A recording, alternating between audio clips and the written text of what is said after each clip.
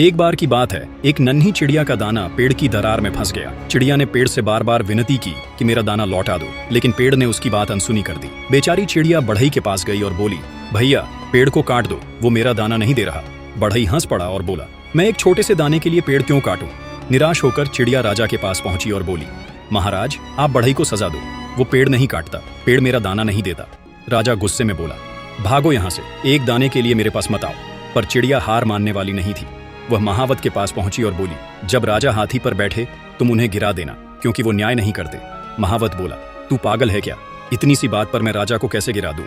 तब चिड़िया हाथी के पास गई और बोली, अगली बार महावत तेरी पीठ पर बैठे तो उसे गिरा देना, क्योंकि वो राजा को गिराने से मना करता है।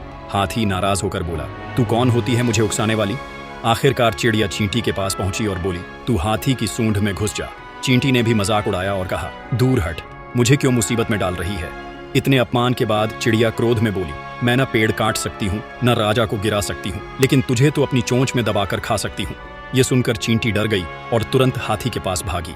हाथी डरकर महावत के पास गया। महावत राजा के पास भागा और बोला, महाराज चिड़िया का काम कर दो, वरना मैं आपको गिरा दूंगा। राजा ने बढ़ई को बुलाया और धमका कर कहा, पेड़ काट दो। पेड़ घबरा गया और तुरंत बोला, नहीं मत काटो, मैं चिड़िया को उसका दाना लौटा देता हूँ। इस तरह चिड़िया को अपना दाना मिल गया और वह खुशी खुशी अपने घोंसले में लौट आई। सीख, भले ही आप छोटी चिड़िया हो, लेकिन ताकत की कड़ियां आपसे होकर गुजरती है और हर शेर का एक सवा शेर होता है। अगर आप किसी काम के पीछे पड़ जाएं तो वो होकर ही रहेगा। बस लड़ाई से घबराएं नहीं। हिम्मत, लगन और पक्का इरादा ही इंसान की असली ताकत की बुनियाद है।